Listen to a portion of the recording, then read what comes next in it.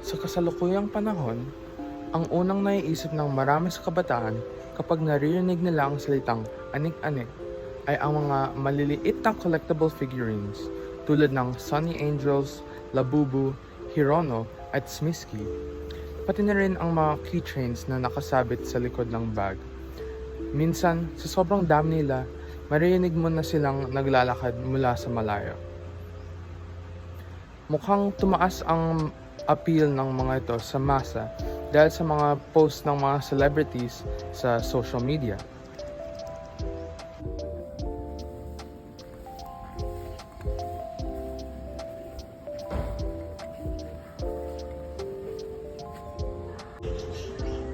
Pero ito pa rin ba ang mga anik-anik na alam ng ating mga lolo't lola? Pasok ba ang mga collectibles na ito sa orihinal na definisyon ng anik-anik sa ating kulturang Pinoy? Pagtuunan ngayon natin ng pansin ang mga online discourse tungkol sa kung anik-anik nga ba talaga ang mga blind box na ito. Sa isang panig, ang mga anik-anik girlies ay nagdedepensa ng kanilang hobbies mula sa kabilang panig na nagsasabing isa itong westernized na korupsyon ng ating kultura na dulot ng commercialization at overconsumption. Ang ibig sabihin ng anik-anik o anek-anek ay kung ano-ano. Ito'y mga random na novelty items na madalas maliliit at walang pang-araw-araw na gamit. Ang rason sa pagtabi ng isang tao sa mga anik-anik ay dahil may emotional na connection sila sa mga bagay-bagay na ito. Mayroong sense of nostalgia at sentimentality, kaya hindi ito maitapon kapag naglilinis ng kwarto, kahit na hindi ito nagagamit at sa mata ng ibang tao, maaaring ito'y basura lamang. Ikaw, anong mga naiisip mong kung ano-ano? Ang buhay at bahay ng mga Pilipino ay puno ng mga storya dahil sa ating tendency na maging maximalist hoarders kuno bilang bahagi ng collectivistic na kulturang nakasentro sa emotional sensitivity at desire to connect natin. Gaya nga ng ani ni Professor Felipe De Leon Jr. ng Universidad ng Pilipinas sa kanyang artikulong In Focus, Life as Art, the Creative Healing Power in Philippine Culture. Pero parang hindi lubusang tumutugma ang anik-anik fashion and collection trends ngayon sa konseptong ito. Ang mga anik-anik ngayon ay kinokolekt na at madalasang galing sa blind boxes gaya ng Sunny Angels, Labubu, Hirono at Smisly. Kung minsan, maiisip din ang iba pang mga bag charms o merch ng K-pop o anime. Sa maximalist fashion naman, sikat na rin ang pagsabit ng maraming accessories na kumakalansing habang naglalakad ka. Maaring matrace ang mga trends na ito sa ilang mga artista at celebrity na nagpo-post ng sarili nila kasama ng kanilang mga collection gaya ni Marian Rivera at Rufa Gutierrez. Nag-iiba na talaga ngayon ang ibig sabihin ng salita kung ang anik-anik ay binibili na sa matataas na presyo at isang bagay na iyayabang mo at makikitaan agad ng halaga o market value ng kahit sino. Kung iisipin natin, noong araw, mga novelty items sa pamana lamang ito, souvenirs o bagay na tayo lamang ang magtatabi. Ang namamalaging discourse dito, naging pamburgis na lang ba ang anik-anik? May sentimental value ba talaga tong mga bagong bili na figures na to? Ginagamit lang ba ang terminong Filipino na ito nang wala namang pag-intindi ng cultural significance? Sa kabilang banda, nagiging gateway naman ito para sa mga ibang kultura, Filipino-Americans at mas westernized na upper strata para makakonect kahit sa mababaw na interpretasyon lamang sa isang bahagi ng ating kultura. Oo, makikita natin ang bahid at anino ng commercialization sa trends na ito, pero kahit papaano, naging relevant ulit at napag-uusapan ng anik-anik. Mag-interview nga tayo ng isang nagko-collect ng mga figures na to. Hello. Let's start with a few introductions. So, I'm Miko. I'm first year BS Psych student. And yeah. Oh, sorry. And this is our final project for Psych 108. So, what about you? Hello, my name is Jasmine Claire. You can call me Jasmine. I'm a second year BA Philosophy student. Okay, so, um, andito po kayo para tanungin tungkol sa anik-anik. So, first of all, what is anik-anik to you? So like, what does it mean to you? Tapos, ano yung mga like characteristics ng isang anik-anik? And then, uh,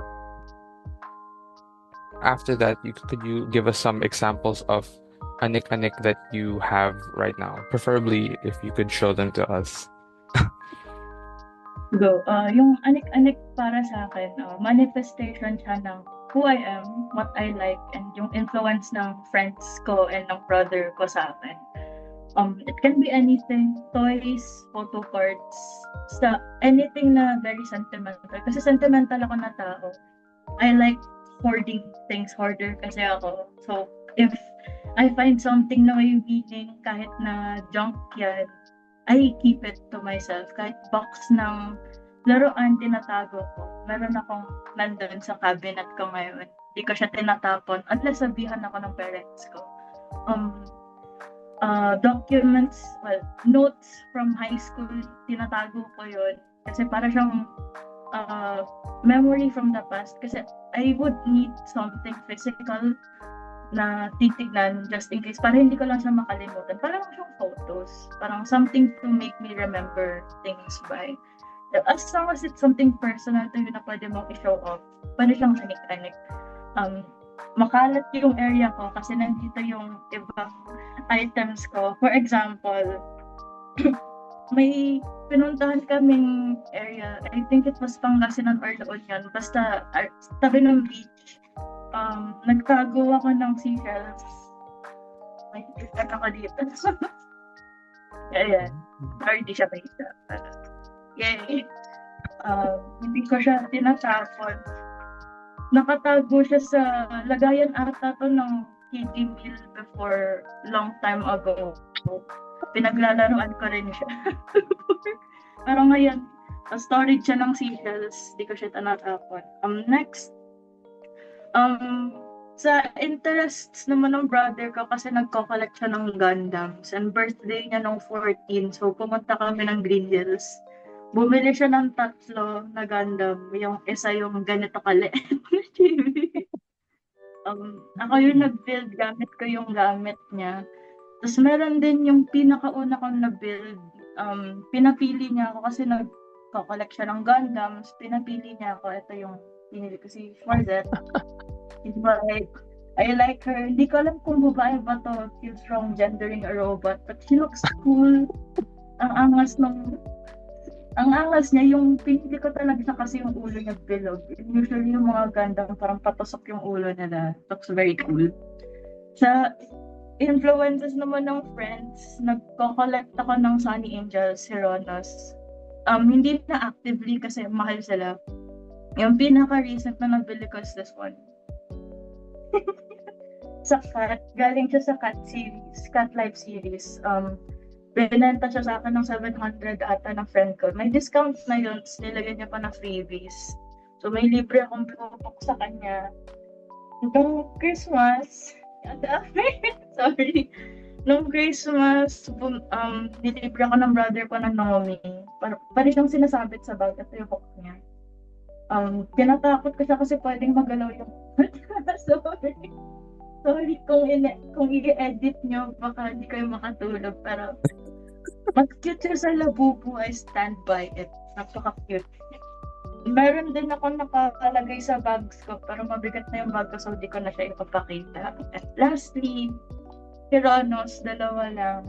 Vitamin because they're very cute. It's brown coated.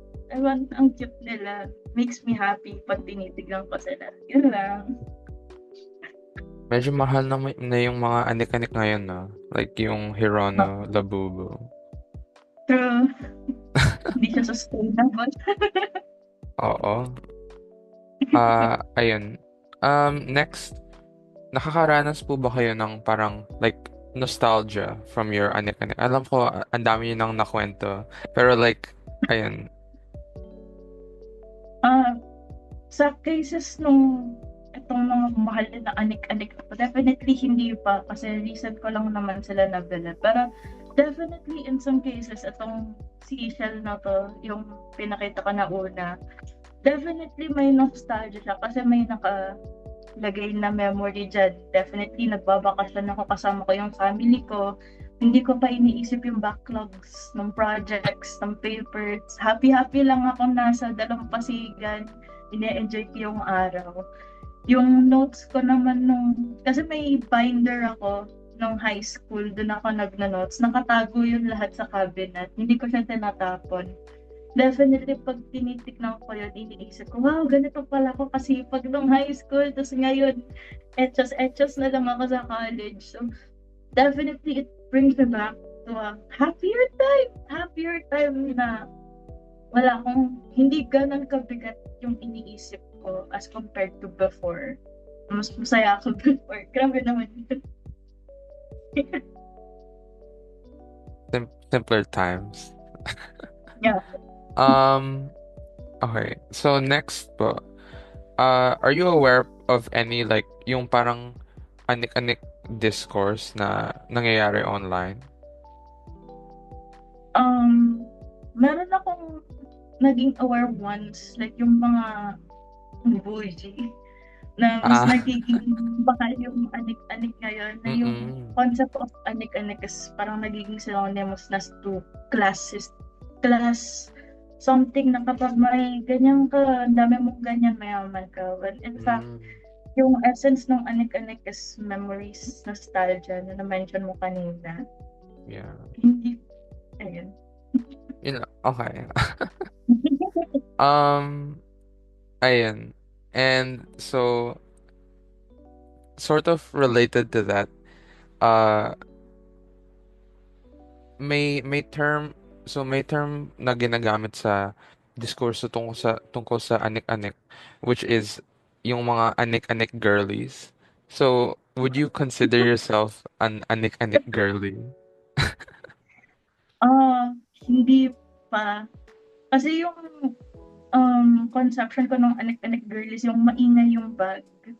Ang daming laman. Yung parang yung 70% ng bag nila is anik-anik na. Pero ako kasi hindi pa ako ganun. Ayoko maging ganun. Kasi na-experience ko nang naglalagay ako ng pin sa bags na lalaglag siya. Nalulungkot lang ako. I'm like, yung anik-anik ko sa bag, sige, ipakita ko na lang din. Nakasabit lang din naman. Ayun lang yung Mm. anik-anik sa bag ko, nakasabit. Isa or dalawang keychain, something na secure. Pero definitely, hindi ako anik-anik girly. Hindi ganun yung aesthetic ko.